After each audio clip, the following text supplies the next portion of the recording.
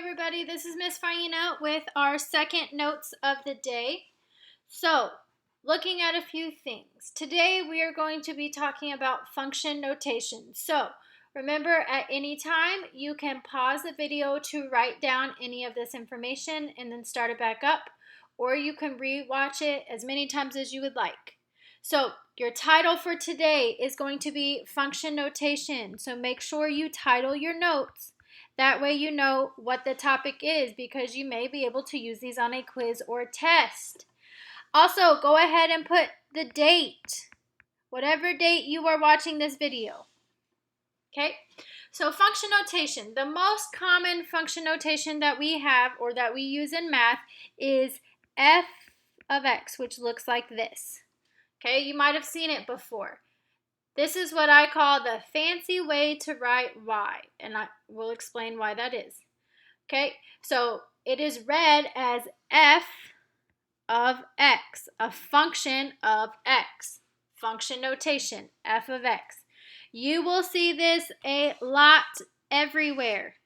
Okay, this is going to be our new norm, especially if you plan to go into any upper level math classes. So, what we really need to learn how to do today is how do we evaluate with function notation. So notice I have f of x equals x squared plus 3. And now this, it's no longer f of x, it's g of x. Means the same thing, it's just using a different letter so we know it's a different function. Okay, so g of x equals x plus 1. We have two different functions. No problem, we're smart enough, we can do this. So evaluate. When we say the word evaluate, that means we want to plug in a number and get a number as a response. So notice, I have f of 3. I have replaced this x with the number 3. So now what I am going to do is in my function right here, I am going to replace this x with the number 3. So what that looks like is, I'm going to put it in parentheses, 3 squared plus 3. 3 squared plus 3. Now, I think you should get in a habit of making sure anytime we plug in a number or a value in for x, we go ahead and put it in parentheses. Okay, because it does make a difference whenever we're dealing with negative numbers.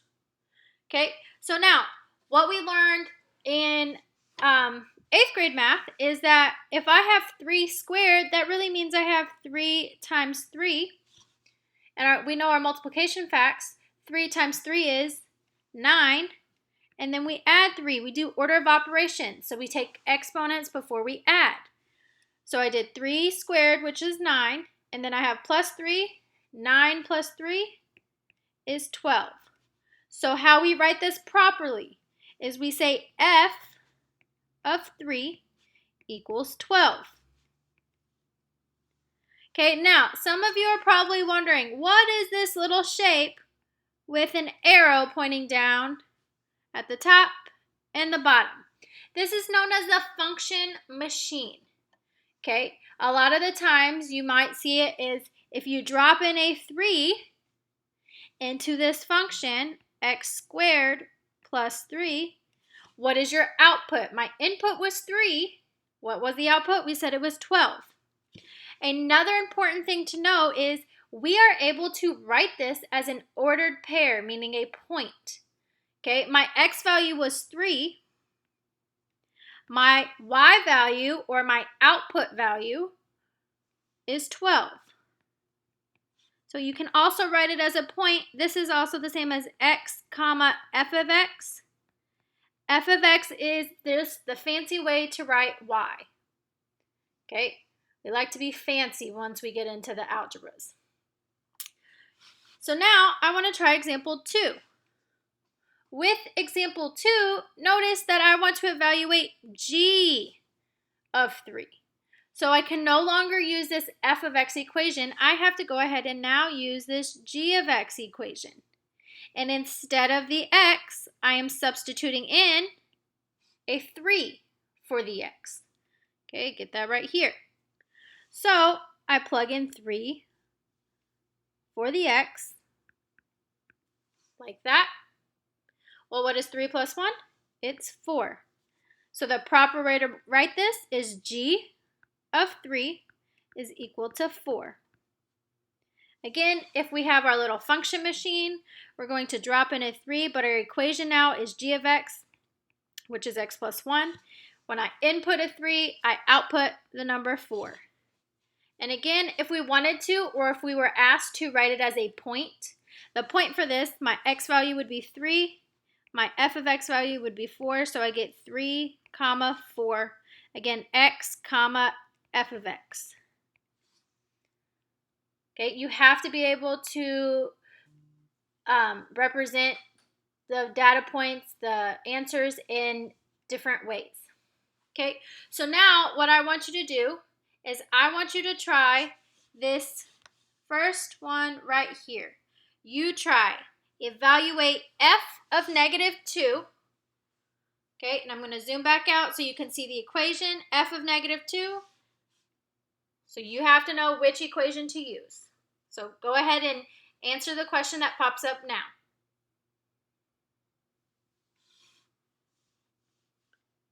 Okay, so f of negative 2. Again, the f equation means we're going to use x squared plus 3. So I'm just going to rewrite that here. F of x equals x squared plus 3. Now, this one, some of you may have gotten a different answer than what I get, and I'm going to show you why that happens. Okay, we are plugging in a negative 2 for x. You have to put the negative 2 inside the parentheses. Okay, when we do that, negative 2 squared is the same thing as negative 2 times negative 2. Well, negative times a negative makes the outcome a positive, and 2 times 2 is 4. So I get a positive 4 plus 3. So I should have gotten output of 7. F of negative 2 equals 7. Now, how would I write this as a point? Go ahead and answer that now.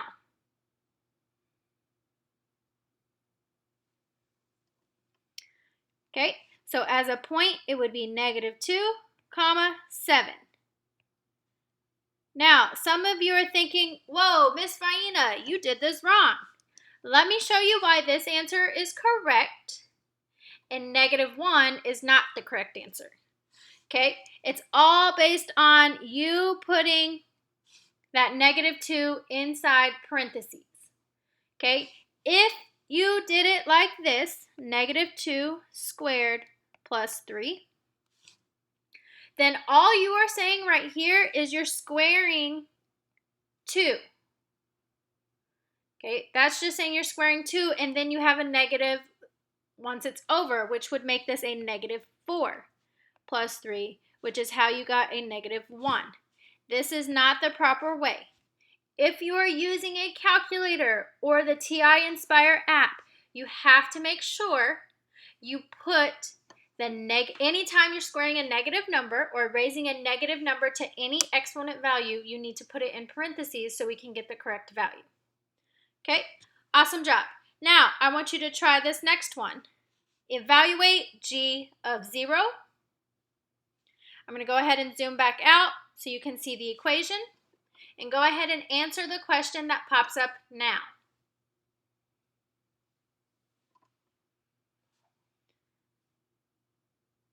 Okay, so g of 0 or g of x was was equal to x plus, let me look at it, 1. I'm plugging in 0 for x. So I get 0 plus 1. 0 plus 1 is 1. So we get g of 0 equals 1. Now, how would you write this as an ordered pair or a point? Go ahead and answer that question now. Okay, so to write this as a point, my x value is 0. My f of x or my y value is 1. So I have 0, comma 1. So we have now learned how to plug it into an equation or a function that looks like an equation, and we get our answer. We have learned how to write it using function notation and as a point. Okay, again, if at any time you need to pause the video, feel free to pause the video. Now I want to show you what it looks like when we're maybe given a table or a mapping or a graph.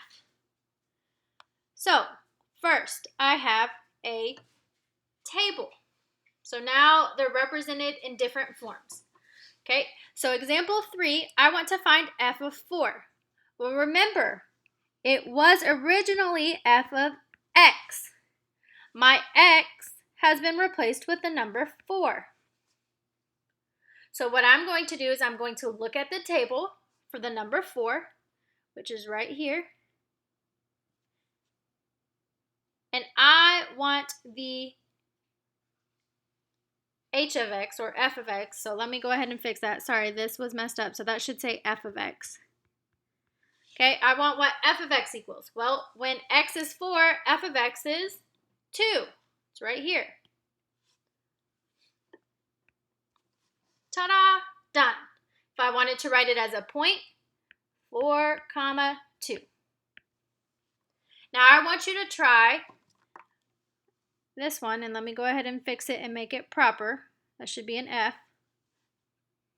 Okay, I want you to find f of 0.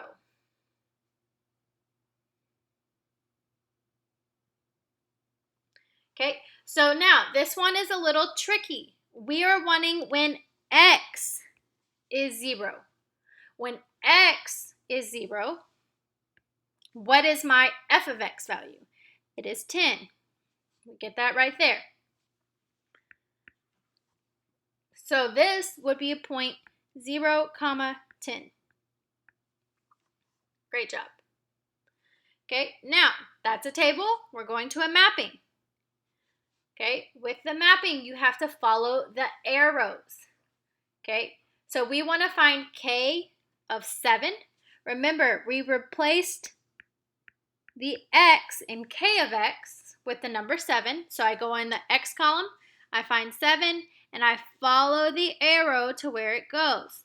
It is going to -3.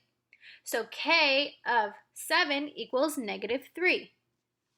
Again, as a point, that would be 7, oops, my pen didn't want to work, 7, -3. That would be my point. So I want you to try to find k of 5. K of 5.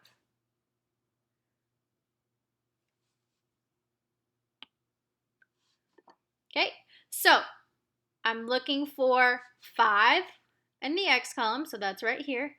I follow the arrow, and where is that going to? -5. Did you get that? If you did, give yourself a pat on the back. So to write it as a point, 5, -5. Okay, now we have one more. Okay, now we're given a graph. Okay, I will zoom in so you can look at the graph a little better. When you're graphing it, it doesn't have to be perfect, so don't stress out. Okay, when you're taking a quiz or a test, you will be able to see it. Zoom in if you need to. Okay, so we want to find m of -6. So remember, the x-axis is this one right here. So we want to find -6 on the x-axis. So I'm going to go ahead and zoom in. Okay, so I have, here is where it's 0, 0. To go in the negative direction means I'm going this way. So I want to find -6. So I go 1, 2, 3, 4, 5, 6. Okay, there's -6 right there. But I need to see where my function is. Where's the graph when x is -6? It is all the way down here. Right there. This point right here in the middle. Okay. What is that y value? Well, let's look this way. The y value is -4. So when x is -6, my y value is -4. or my m of x is negative 4. Okay, so I have the point -6, comma, -4.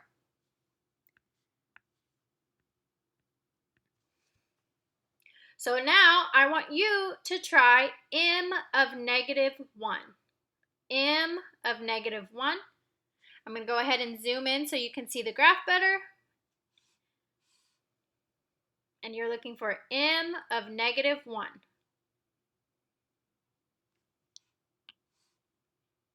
Okay, so now you're finding when x is -1. So x is -1 right in this area, right here. And it looks like it happens to cross right at that point. Well, what is that point when it's on the x-axis? Yep, it's 0. So m of -1 is 0. Can you write it as a point? Go ahead and try now. So the point is -1, comma, 0. If you got it, give yourself a pat on the back. At this time, go ahead and write down any questions you may have. And be sure to bring those to your next live session with your teacher. Thank you for joining. And also, we do have a virtual tutor time or tutorial time from 2 to 2:45 every single day. So if you have questions and you're stuck, you can join that if you need to. Have a great day, Rangers.